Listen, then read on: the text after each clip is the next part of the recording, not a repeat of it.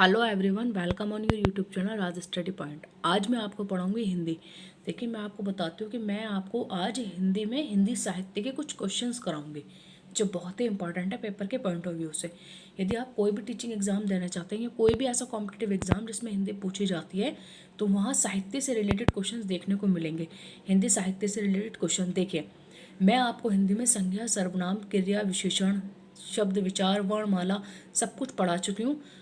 इतने टॉपिक मैंने पढ़ा दिए हैं और बाकी मैंने हिंदी साहित्य भी पढ़ा दिया है। हिंदी साहित्य के बाद मैं आपके साथ कंटिन्यू कर रही हूँ क्वेश्चंस। देखिए, 25 क्वेश्चंस मैं अपनी इससे पहले वाली वीडियो में अपलोड कर चुकी हूँ, आपके साथ डिस्कस किए हैं मोस्ट इंपॉर्टेंट क्वेश्चंस। अब उससे आगे के जो क्वेश्चन है वो आज हम कंटिन्यू करेंगे। ठीक है, यदि आप कोई भी टीचिंग एग्जाम देना चाहते हैं, कोई भी कॉम्पिटेटिव एग्जाम, हर एग्जाम के पॉइंट ऑफ व्यू से वीडियो बहुत ही हेल्पफुल रहने वाली है जिसमें हिंदी पूछी जाती है। तो चलिए, अब बात ना करते हुए स्टार्ट करते हैं। आज हम स्टार्ट करेंगे क्वेश्चन नंबर 26 से। लास्ट वीडियो में मैंने 25 तक आपको कराए थे। मैं जैसा कि मैंने आपको बताया था कि मैं आपके साथ 90 या 100 क्वेश्चंस लिटरेचर के डिस्कस करूंगी जो हर पेपर के पॉइंट ऑफ व्यू से बहुत ही हेल्पफुल रहेंगे। बस आप साहित्य के इतने ही क्वेश्चंस कर लेना, इससे बाहर क्वेश्चंस नहीं देखने को मिलेगा एग्जाम में। चलिए स्टार्ट करते हैं। क्वेश्चन नंबर 26, महावीर प्रसाद द्विवेदी ने आदिकाल को क्या संज्ञा दी है। देखिए, जब मैंने आपको लिटरेचर पढ़ाया था, हिंदी साहित्य पढ़ाया था, तभी मैंने बताया था कि महावीर प्रसाद द्विवेदी ने आदिकाल को बीजप्पन काल कहा है। क्या कहा है? महावीर प्रसाद द्विवेदी ने आदिकाल को बीजप्पन काल कहा है। जैसे कि देखिए, इसमें ऑप्शन दिया हुआ है, चारण काल नहीं, आदिकाल नहीं, वीरकाल नहीं, बल्कि महावीर प्रसाद द्विवेदी ने आदिकाल को बीजप्पन काल कहा है। चलिए चलते हैं नेक्स्ट क्वेश्चन की तरफ। देखिए, अमिये हलाहल मद भरे सेत सयाम रतनार, जेत मरत झुकी झुकी परत जेही चितवत एक बार।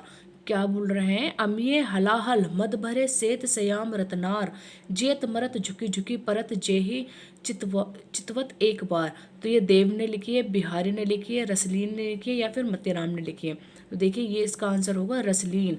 ये किसकी पंक्ति है? ये किसने लिखा है? ये लिखा है रसलीन ने। चलिए बताइए, बिहारी किस काल के कवि हैं? आप मुझे कमेंट बॉक्स में ऑप्शन मतलब लिखकर बताएंगे। कमेंट बॉक्स में इसका आंसर लिख कर देंगे कि बिहारी किस काल के कवि हैं। चलिए चलते हैं नेक्स्ट क्वेश्चन की तरफ। हिंदी नई चाल में ढली कथन किसका है? देखिए, मैं आपको बताऊं कि मैंने हिंदी में सारे ही कथन पढ़ा दिए हैं। जितने भी कथन थे वो मैंने सब आपके साथ डिस्कस किए हैं। जब मैंने साहित्य पढ़ाया तो मैंने आपको जैसे हिंदी साहित्य का काल विभाजन हुआ है वो सब मैंने आपको डिटेल्ड में बताया और हर काल के बारे में अलग सेपरेट वीडियो बनाकर अपलोड किए हैं। बाकी मैंने जो कथन थे, जितने भी कथन थे वो सारे आपके साथ डिस्कस किए हैं, पंक्तियाँ डिस्कस की हैं। ठीक है, तो आप उन्हें ज़रूर देख लेना, उससे बाहर आपको एक भी क्वेश्चन देखने को नहीं मिलेगा।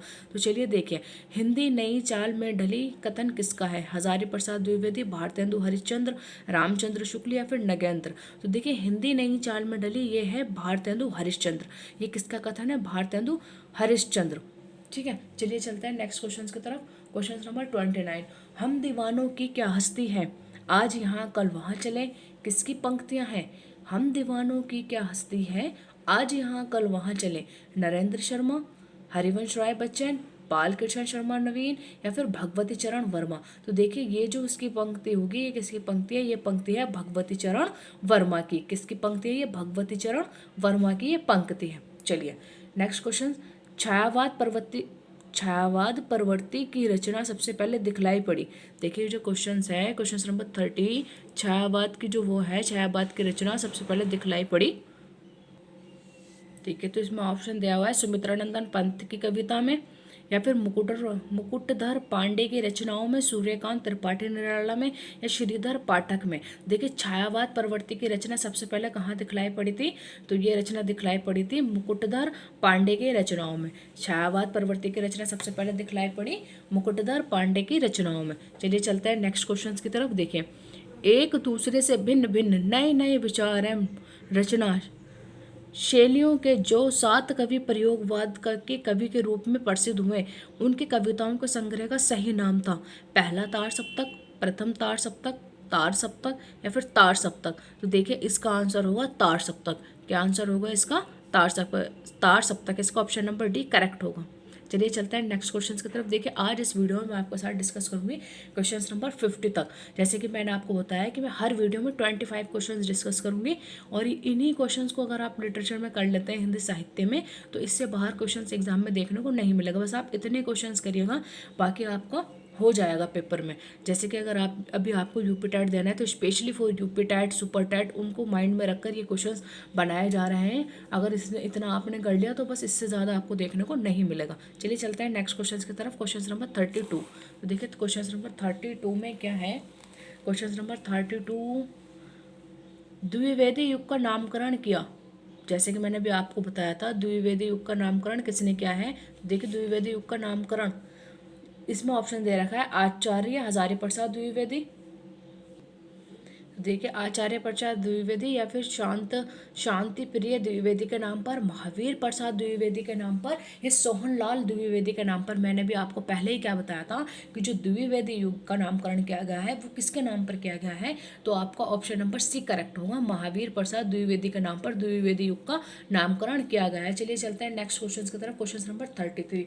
देखिए क्वेश्चन नंबर 33 क्या कहता है कि लोक मंगल की भावना का सर्वश्रेष्ठ कवि इनमें से कौन है। लोक मंगल की भावना का सर्वश्रेष्ठ कवि इनमें से कौन है। मलिक मोहम्मद जायसी, गोस्वामी तुलसीदास, सच्चिदानंद, हीरानंद, वात्स्यायन अज्ञे, या फिर मुक्ति बोध। तो देखिए लोक मंगल कवि की, लोक मंगल की भावना का जो सर्वश्रेष्ठ कवि है वो इन चारों में से कौन है। तो आपका आंसर होगा option number B is correct, Goswami Tulsidas इसका आंसर होगा। लोक मंगल की भावना का जो सर्वश्रेष्ठ कवि है वो कौन है, गोस्वामी तुलसीदास। चलिए चलते हैं नेक्स्ट क्वेश्चन की तरफ। अच्छा बताइए गोदान, इसमें पूछा हुआ है कि गोदान उपन्यास की कथा वस्तु की कसावट में कमी आई है। चलिए ऑप्शन में मुझे बताइएगा कि ये बताइएगा मुझे कमेंट बॉक्स में लिखकर कि गोदान किसका वर्क है, किसकी रचना है, किसका ये उपन्यास है, बताइएगा मुझे। गोदान किसने लिखा, कौन से कवि थे जिसने गोदान लिखा है। अगर आपको पता है तो मुझे आप कमेंट बॉक्स में लिखकर बताएं इसका कि किसने लिखा है। चलिए मैं इसके बारे में ऑप्शंस की तरफ चलते हैं। देखिए बहुत कम चरित्रों को शामिल करने से शहरी और ग्रामीण पृष्ठभूमि के तो विस्तृत और लगभग विरोधी वातावरण को समेट लेने से, दार्शनिक श्रेणी के चरित्रों द्वारा लंबे भाषण तथा अल्पज्ञ चरित्रों द्वारा उपदेश दिलाने से, साधारण स्तर की स्त्रियों के साथ उत्कृष्ट कोटि की स्त्रियों को एक ही मंच पर ले आने से। देखिए अब गोदान उपन्यास की जो कथा वस्तु की कसावट में कमी आई वो किस लिए आई कि शहरी और ग्रामीण पृष्ठभूमि के तो विस्तृत और लगभग विरोधी वातावरण को समेट लेने से। तो इसका option number B is correct. ठीक है, इसका बी करेक्ट होगा। चलिए चलते हैं क्वेश्चन नंबर 34 की तरफ। तो देखिए गोदान उपन्यास की कथा वस्तु की कसावट में कमी आई,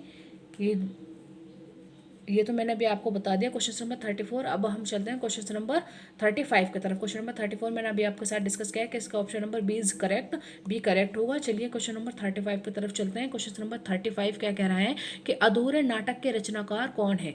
आधे अधूरे नाटक के रचनाकार कौन है, मतलब आधे अधूरे नाटक जो है उसके रचनाकार कौन है। तो इसमें ऑप्शन दिया हुआ है अमृतलाल नागर, मन्नू भंडारी, मोहन राकेश, या फिर निर्मल वर्मा। तो देखिए इसका आपका ऑप्शन नंबर सी करेक्ट होगा। आधे अधूरे नाटक के जो रचनाकार हैं वो है मोहन राकेश। ठीक है, चलिए चलते हैं क्वेश्चन नंबर 36 की तरफ। क्वेश्चन नंबर 36 क्या कहता है कि अष्टछाप के कवि नहीं है। अष्टछाप के कवि नहीं है क्वेश्चन नंबर 36। तो इसमें ऑप्शन दिया हुआ है कि नाभादास, कृष्णदास, परमानंद दास, या फिर नंददास। इसमें आपसे पूछा गया है कि जो अष्टछाप के कवि नहीं है। क्वेश्चन नंबर 36 देखिए अष्टछाप के कवि नहीं है तो इसका आपका ऑप्शन नंबर होगा ए। अष्टछाप के जो कवि हैं वो कौन कौन से हैं, वो हैं कृष्णदास, नंददास, परमानंद दास। लेकिन अष्टछाप के कवि नहीं है पूछ रहा है, तो नाभादास अष्टछाप के कवि नहीं है। Option number A is correct.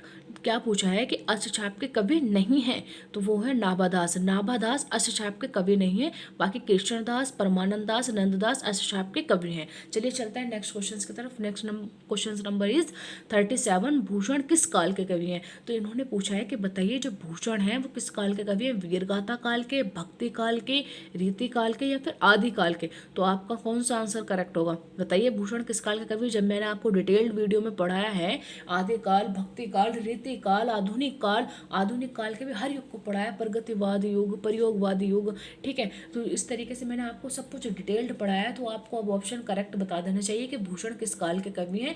तो भूषण, घनानंद, या फिर बिहारी, ये किस काल के कवि हैं, ये हैं रीति काल के कवि। किस काल के कवि है, रीति काल के कवि हैं। भूषण भी, घनानंद भी, ये भूषण है, भूषण किस काल के कवि हैं, भूषण, घनानंद और तुम्हारे बिहारी, ये रीति काल के कवि हैं। ठीक है, चलिए अब मैं आपके साथ आगे डिस्कस करती हूँ। विनय पत्रिका की भाषा कौन सी है, विनय पत्रिका की भाषा कौन सी है, अवधी, खड़ी बोली, ब्रज भाषा या फिर अपभ्रज। आपसे पूछा गया है विनय पत्रिका जो लिखा है वो किसने लिखा है, तो आप बताइएगा मुझे कमेंट बॉक्स में कि विनय पत्रिका किसने लिखा और इसकी कौन सी भाषा है, अवधी है, खड़ी बोली है, ब्रज भाषा या फिर अपभ्रज। तो देखिए विनय पत्रिका लिखी गई थी ब्रज भाषा में, किसमें, ब्रज भाषा में। ठीक है, विनय पत्रिका की जो भाषा है वो कौन सी है, ब्रज भाषा। आपको समझ में आया, विनय पत्रिका का जो भाषा है वो कौन सी है, ब्रज भाषा है। चलिए चलते हैं नेक्स्ट क्वेश्चन की तरफ। 39 क्वेश्चन।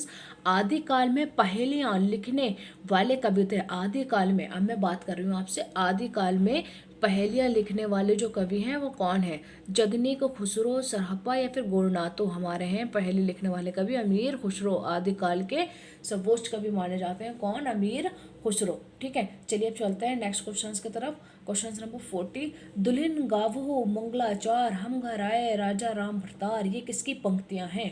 Question number 40। दुल्हन गावो मंगलाचार, हम घर आए राजा राम भरतार। ये किसकी पंक्तियां हैं, तुलसीदास की, कबीरदास की, सूरदास की या फिर रैदास की। तो देखिए ये जो पंक्तियां हैं, ये जो पंक्ति लिखी है दुल्हन गावो मंगलाचार, हम घर आए राजा राम भरतार, तो ये जो पंक्ति है ये किसकी है, कबीरदास की है। किसकी है, कबीरदास की। ठीक है, चलिए चलते हैं नेक्स्ट क्वेश्चन की तरफ। Question number 41। क्वेश्चन नंबर देख, अच्छा ये 40 क्वेश्चन आपको दिख नहीं रहा होगा। दुल्हन गावो मंगलाचार, हम घर आए राजा राम भरतार, ये किसकी पंक्तियां हैं, तो ये पंक्ति है तुलसीदास, कबीरदास, सूरदास या फिर रैदास। तो देखिए ये जो पंक्ति है ये पंक्ति लिखी है कबीरदास ने। ठीक है, अब आपको करेक्ट समझ में आया होगा। चलिए चलते हैं नेक्स्ट क्वेश्चन की तरफ। Question number 41।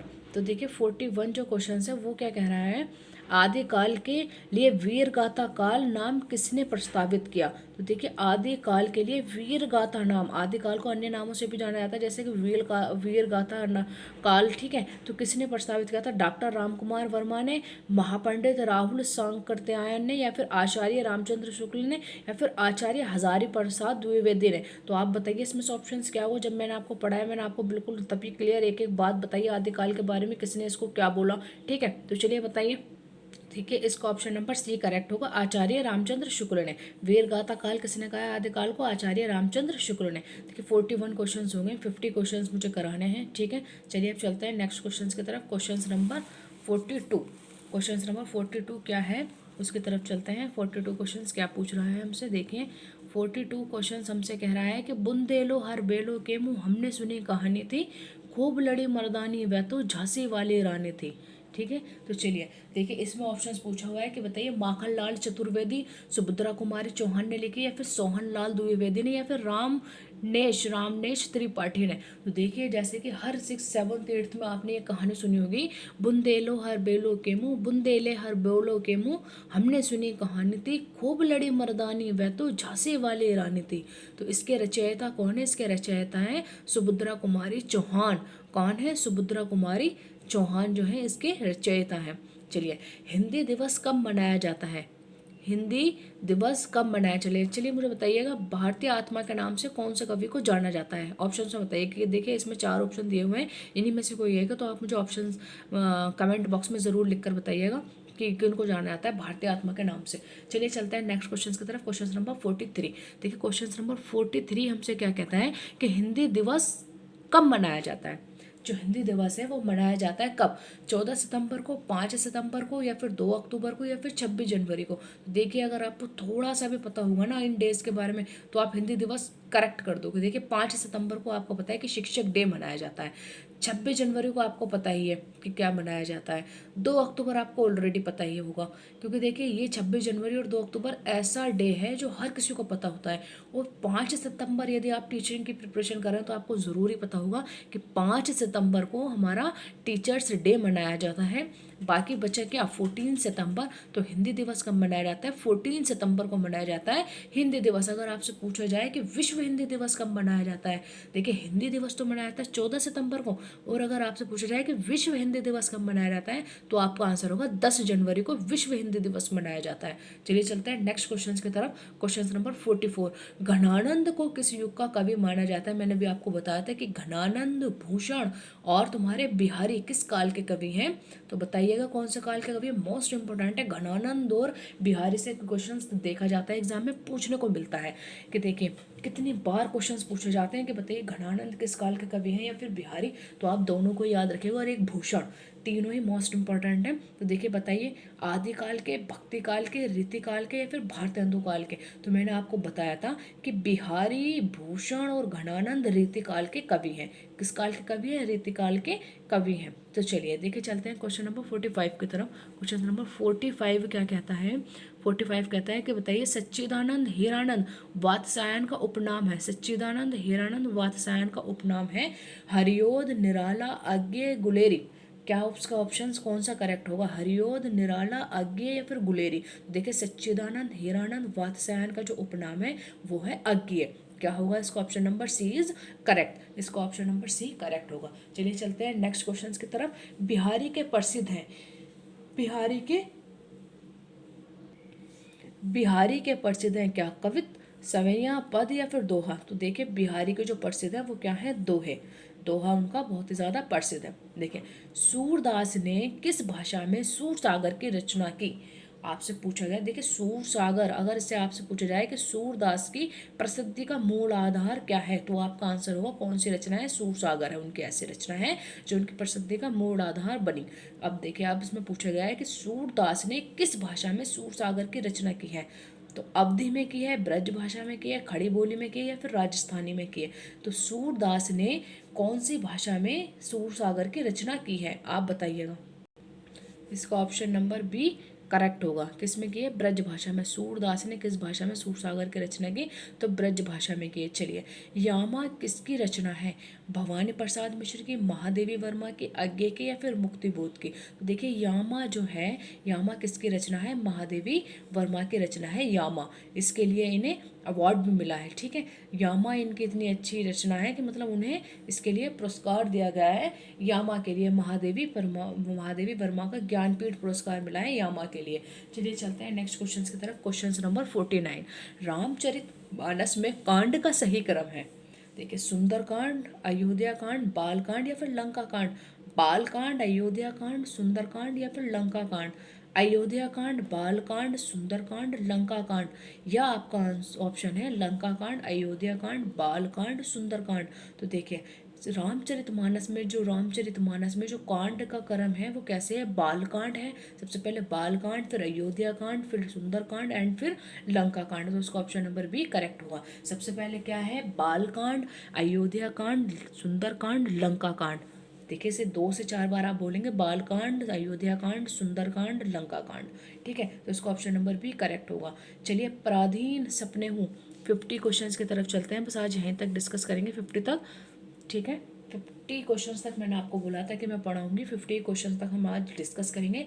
पराधीन सपने हूँ सुख नाही किस रचनाकार की पंक्ति है। देखिए क्या कहते हैं कि पराधीन सपने हूँ सुख नाही, मतलब पराधीन सपने हूँ सुख नाही किस रचनाकार की पंक्ति है? कबीरदास की है, रैदास की है, सूरदास की है या फिर तुलसीदास की है। इसमें 4 ऑप्शन दिए हुए हैं और हमसे पंक्ति पूछी गई है, पराधीन सपने हूँ सुख नाही। ठीक है, तो ये पंक्ति हमसे पूछी गई है और हमें 4 कवि के नाम दिए गए हैं, कबीरदास, रैदास, सूरदास एंड तुलसीदास। ठीक है, तो आपका ऑप्शन नंबर कौन सा करेक्ट होगा इसमें? पराधीन सपने हूँ सुख नाही, सुख नहीं है मतलब। ठीक है, पराधीन सपने हूँ सुख नाही, तो ये ऑप्शन नंबर डी करेक्ट होगा। किस रचनाकार के? तुलसीदास के। पराधीन सपने हूँ सुख नाही किसकी पंक्ति है? तो यह है तुलसीदास की पंक्ति है। देखिए मैंने आपसे पहले ही बोला था कि मैं 50 क्वेश्चंस कराऊंगी और मैंने 50 क्वेश्चंस आपके साथ डिस्कस करती है। हर एग्जाम के पॉइंट ऑफ व्यू से बहुत ही हेल्पफुल है, जिसमें भी हिंदी साहित्य पूछा जाएगा। कोई भी ऐसा कॉम्पिटिटिव एग्जाम हो जहाँ हिंदी पूछी जाएगी तो देखिए वहाँ साहित्य से रिलेटेड क्वेश्चंस देखने को आपको ज़रूर मिलेंगे। तो आप इतने ही क्वेश्चंस कर लीजिएगा जितने मैंने आपको कराए हैं। मैं आपको 100 के लगभग क्वेश्चंस कराऊंगी, 100 क्वेश्चंस लगभग आपको कराऊंगी और उनसे बाहर एक भी क्वेश्चन एग्जाम में देखने को नहीं मिलेगा। जिस तरीके से मैंने साहित्य को पढ़ाया है, एक एक पार्ट को अलग अलग डिटेल्ड में समझाया, इतने अच्छे से पढ़ा के आपको एक्सप्लेन किया है, अगर आपने उतना ही साहित्य को कवर कर लिया तो उससे बाहर एग्जाम में एक भी क्वेश्चन नहीं पूछा जाएगा, ये एक भी क्वेश्चन देखने को नहीं मिलेगा। तो देखिए अगर आपको मेरी ये वीडियो पसंद आई है तो आप इस वीडियो को लाइक ज़रूर करें, अपने दोस्तों के साथ शेयर ज़रूर करें। हर उस बच्चे तक ये वीडियो पहुंचाइए जो भी बच्चा कॉम्पिटिटिव एग्जाम का प्रिपरेशन कर रहा है, जिसको इनकी नीड है। ठीक है, जो भी बच्चा इससे पढ़ेगा उसको बहुत अच्छे से समझ में आएगा और बहुत ही हेल्पफुल उसके लिए वीडियो रहेंगी, क्योंकि मैंने साहित्य को बहुत डिटेल्ड पढ़ाया है, बहुत ही अलग पार्ट में डिवाइड कर करके इसके बारे में आपको बताया है और हर एक वर्क को एक्सप्लेन किया है, जो भी क्या कहते हैं एग्जाम के पॉइंट ऑफ व्यू से बहुत इंपॉर्टेंट है। अगर आप मेरे चैनल पर नए हैं, आपने अभी तक मेरे चैनल को सब्सक्राइब नहीं किया है, तो आप राज स्टडी पॉइंट को सब्सक्राइब ज़रूर करें। चलिए मिलते हैं नेक्स्ट वीडियो में नेक्स्ट टॉपिक के साथ, तब तक के लिए थैंक यू।